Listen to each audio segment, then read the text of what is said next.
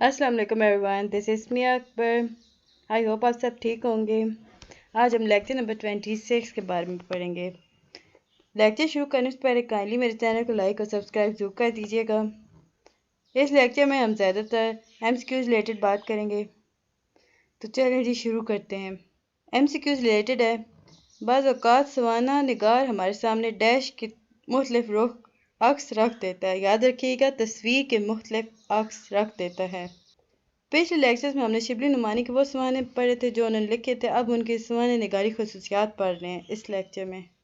याद रखिएगा डेट्स को और जगह को। मौलाना शिबली नुमानी 8 मई 1857 को आजमगढ़ के गांव में बंदवाली में पैदा हुए। याद रखिएगा, गांव का नाम बंदवाली है, वो आजमगढ़ का गांव था। उनके वालिद का नाम था हबीबुल्लाह, जो कि इलाहाबाद हाई कोर्ट में वकालत करते थे। इनके अबू वकील थे जो इलाहाबाद हाई कोर्ट में वकालत करते थे। फितरतन ज़हीन थे मौलाना शिबली के बारे में शुरुआत में बता रहे हैं। अच्छा, इन्होंने इब्तदाई तालीम घर में ली थी और इस मकसद के लिए राजपुर के बुजुर्ग हकीम अब्दुल्ला की खिदमत हासिल की गई। उनके पहले टीचर का नाम था हकीम अब्दुल्ला। फिर मौलाना शकरुल्ला आजमगढ़ी, ये एक शख्स का नाम है, काफ़ी बड़े बड़े पुराने वक्त में हुआ करते थे। और नाज़िम आला मदरसा अरबिया फैज़ुल्ला से आजमगढ़ में अरबी की कुतब पढ़ी। मौलाना मोहम्मद चिड़िया कोठी से फ़लसफ़ा, अदब, मंतक और रियाजी की तालीम पाई और दर्स हदीस और फ़िक़्ह की तहसील मौलवी अब्दुल हक खैराबादी से की। वालिद ख्वाहिश पर वकालत का इम्तिहान पास किया। याद रखिएगा, मौलाना शिबली नुमानी ने वकालत का इम्तिहान पास कर रखा था और इसके बाद वो मज़ीद तालीम के लिए रामपुर चले गए। पहले वो कहाँ थे? वो आजमगढ़ में थे, यानी अपने घर पे। वहाँ इब्तदाई तालीम ली। फिर जब वकालत का इम्तिहान पास किया तो वो रामपुर चले गए।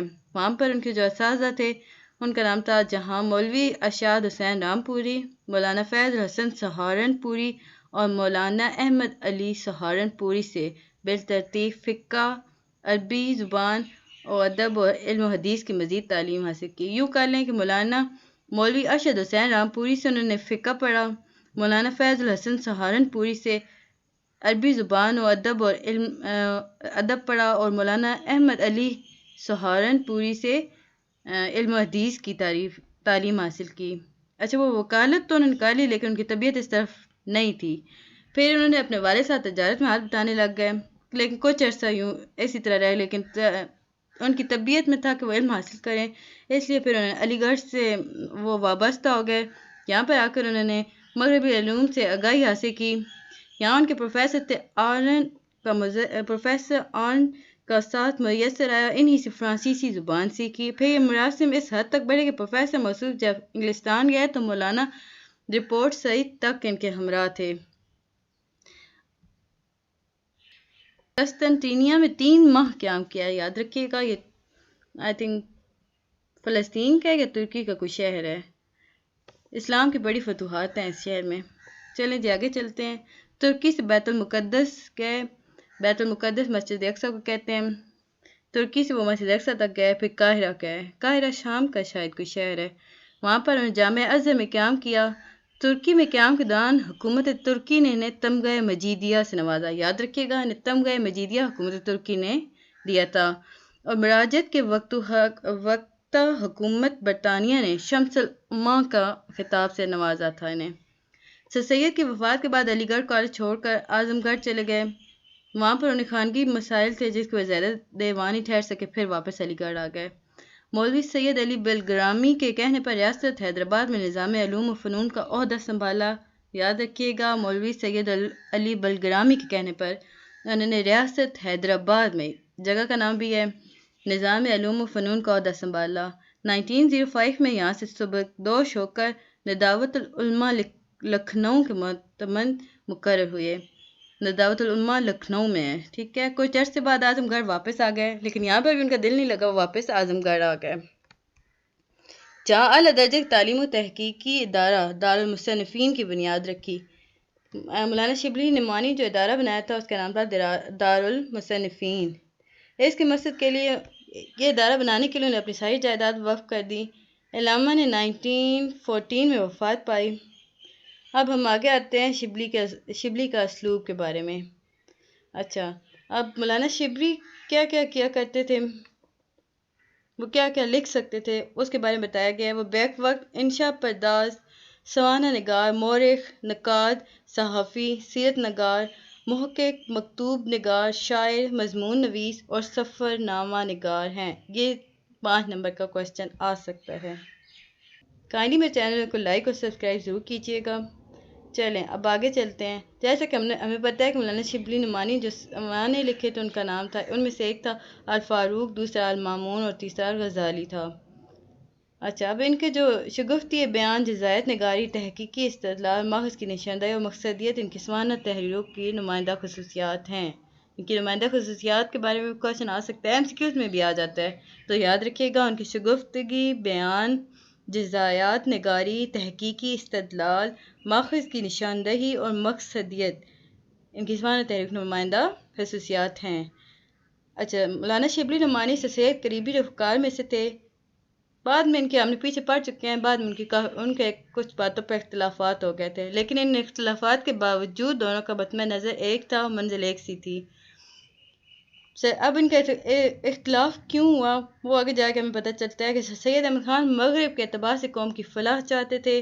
سر سید اپنے ماضی کی طرف نہیں جھانکنا چاہتے تھے، بلکہ ان کے نزدیک یہ ضروری تھا کہ مسلمان اب بیدار ہونا چاہیے۔ اگر ان مسلمان اپنا کھویا ہوا مقام حاصل کرنا چاہیں تو انہیں مغرب کی طرف دیکھنا ہوگا، یہ سر سید کہتے تھے۔ لیکن شبلی ان سے الگ تھے، وہ چاہتے تھے کہ مسلمان دیکھیں کہ تاریخ اسلام میں کیا ہوا ہے، وہ اپنی کامیابی اور کامرانی تاریخ اسلام میں تلاش کرے۔ اس لیے ان دونوں کے درمیان ناراضگی ہو گئی، وہ الگ ہو گئے۔ اچھا، اب سب امپورٹنٹ MCQs ہے۔ علی گڑھ تحریک کے ذریعے مضمون نویسی کا آغاز ہوا۔ مضمون نویسی کا آغاز کہاں سے ہوا؟ تو یاد رکھیے گا علی گڑھ تحریک کے ذریعے۔ مضمون کے حوالے سے سر سید کا نام آتا ہے۔ سب سے پہلا مضمون کس نے لکھا یا مضمون کے اندر خدمات کس کی ہیں سب سے زیادہ؟ تو یاد رکھیے گا سر سید کا، شبلی نعمانی کا نہیں، سر سید کا مضمون آتا ہے۔ پہلی تنقیدی کتاب کس نے لکھی؟ MCQs ریلیٹڈ یہ کافی امپورٹنٹ ہے، تو یاد رکھیے گا پہلی تنقیدی کتاب حالی نے لکھی تھی۔ سب سے پہلے ہمیں آب حیات نظر آتی ہے جو کہ آزاد کی تصنیف ہے۔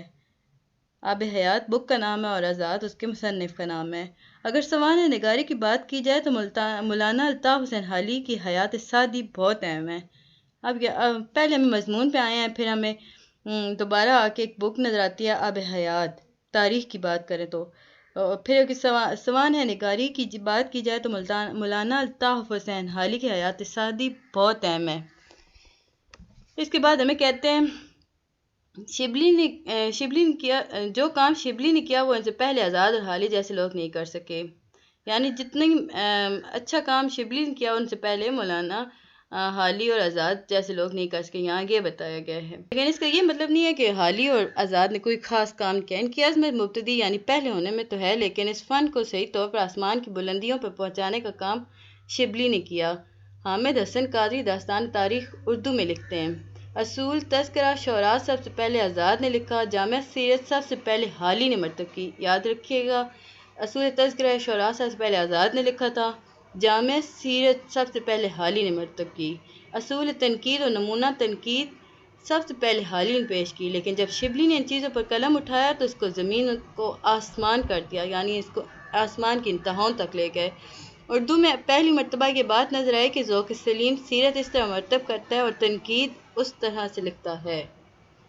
اب آگے جا کے بتایا گیا کہ شبلی زمانی اعتبار سے حالی یا آزاد کے بعد آتے ہیں، لیکن عظمت کی بات کی جائے تو تاریخ نویسی میں تنقید اور سوانح نگاری میں شبلی کا مقام مجموعی طور پر حالی اور آزاد سے بڑا ہے۔ اب آگے جا کے ہمیں المامون کے بارے میں بتایا جا رہا ہے جو شبلی نے کتاب لکھی تھی۔ یہ کتاب 1889 میں منظر عام پر آئی۔ پہلی بار جب یہ اشاعت ہوئی تو ہاتھوں ہاتھ لی گئی اور اگلے سال اسے دوبارہ شائع کیا گیا۔ یہ خلیفہ مامون رشید کی سوانح عمری ہے۔ اسے شبلی نعمانی 2 حصوں میں تقسیم کیا۔ اچھا، یاد رکھیے گا شبلی نعمانی جتنے سوانح لکھے ہیں انہیں 2 حصوں میں تقسیم کیا گیا ہے۔ پہلے حصے میں انہوں نے جس کے بارے میں لکھی ہے سوانح، ان کے رہائی، ان کی پیدائش، ان کا حسب نسب سب کچھ لکھا ہے۔ دوسرے حصے میں شبلی ہمیں بتاتا ہے کہ مامون رشید کا نظام سلطنت کیا تھا، ان سارے لوگوں جن کے انہوں نے سوانح لکھے انہوں نے فتوحات کیا کی تھی۔